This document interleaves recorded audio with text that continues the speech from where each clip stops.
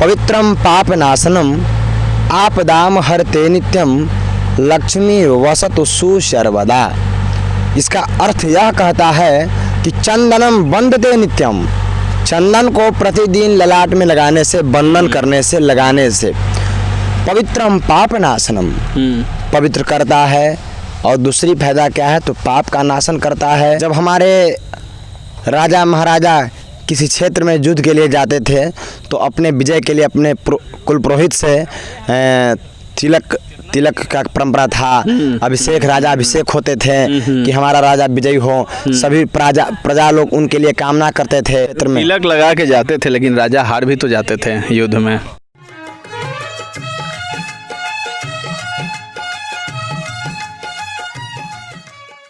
बिहार में अभी चुनावी मौसम आ चुका है। बिहार विधानसभा चुनाव है, उसके लिए हमारी टीम जो है हर जगह विधानसभा क्षेत्र में जा कर के लोगों से मिल रही है।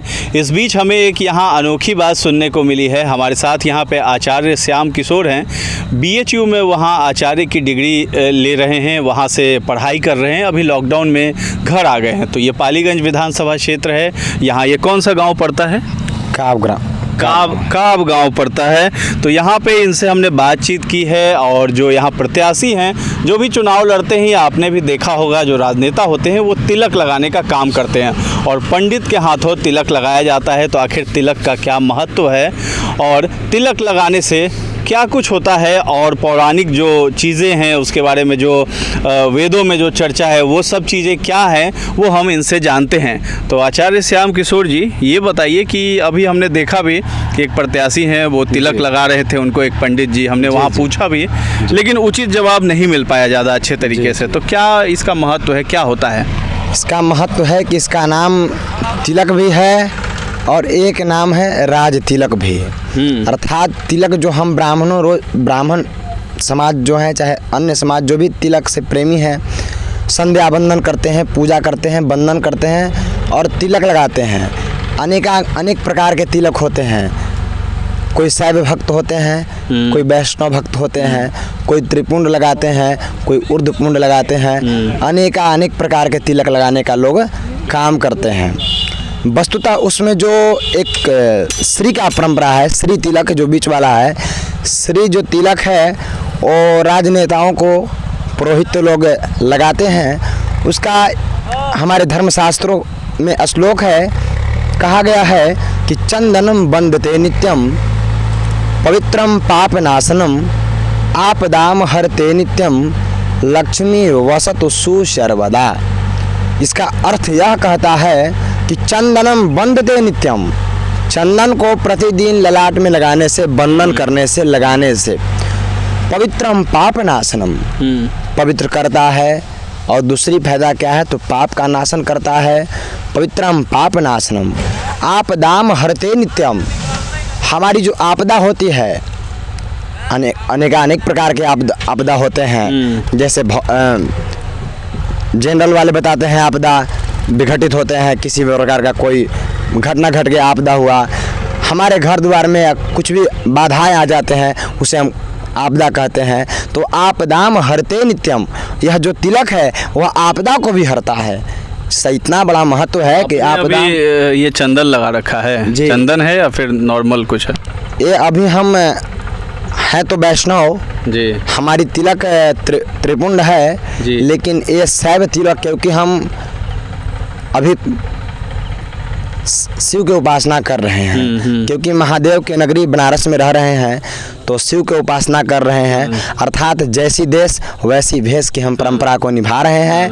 ऐसे वस्तुतः हम वैष्णव हैं, हमारा तिलक त्रिपुंड तिलक है।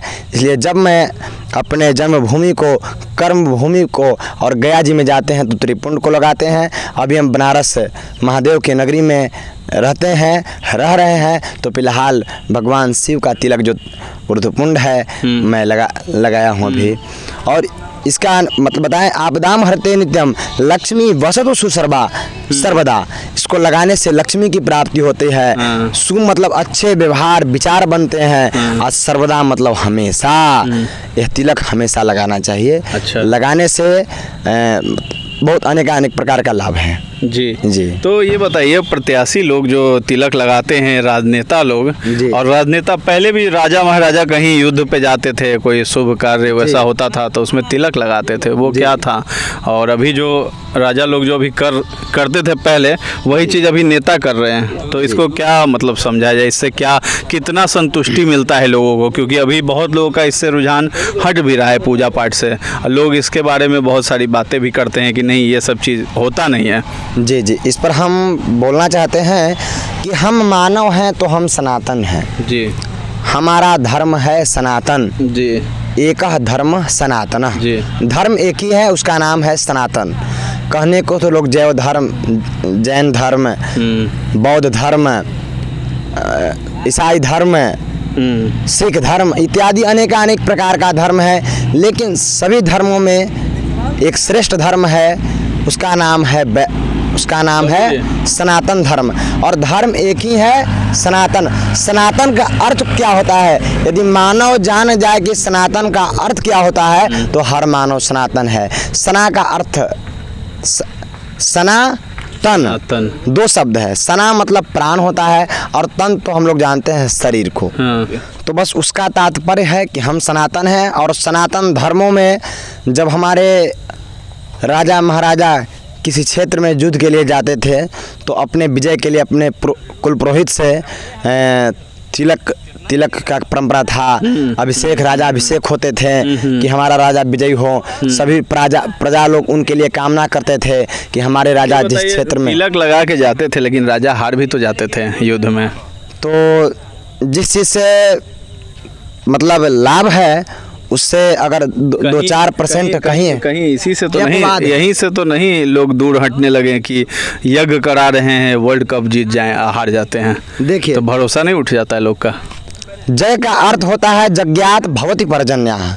जग का अर्थ कोई जीतना इत्यादि नहीं होता है। जग का अर्थ होता है, जग से लाभ क्या है? जग से वर्षा, वर्षा से फसल, और फसल से फिर हम लोग जग इत्यादि कराते थे। तो जग का परंपरा हमारे आज तो इसको जग का एक मतलब दूसरा व्यापार बन गया है। जग का आज दूसरा रूप व्यापार बन गया है और व्यापार ही लोगों को अध्यात्म से दूर कर रहा है। पहले के ऋषि महर्षि इतने दिखावे में, इतने लाइट बाइट इत्यादि के साथ है, इतने डीजे फीजे के साथ ये चीज़ नहीं करते थे।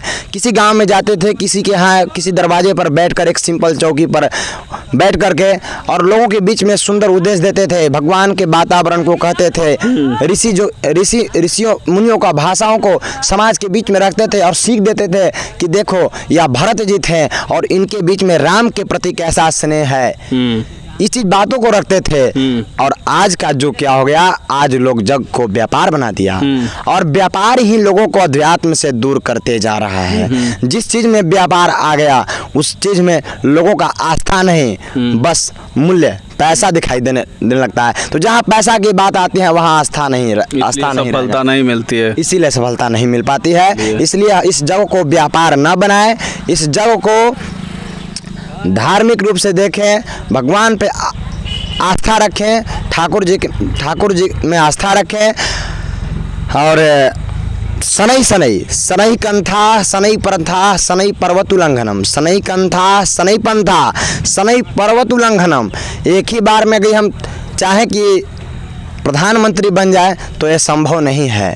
शनै पहले छोटे एक वार्ड होता है, वार्ड से 10 बनेंगे, उससे एक मुखिया होता है, मुखिया से विधायक होते हैं, विधायक से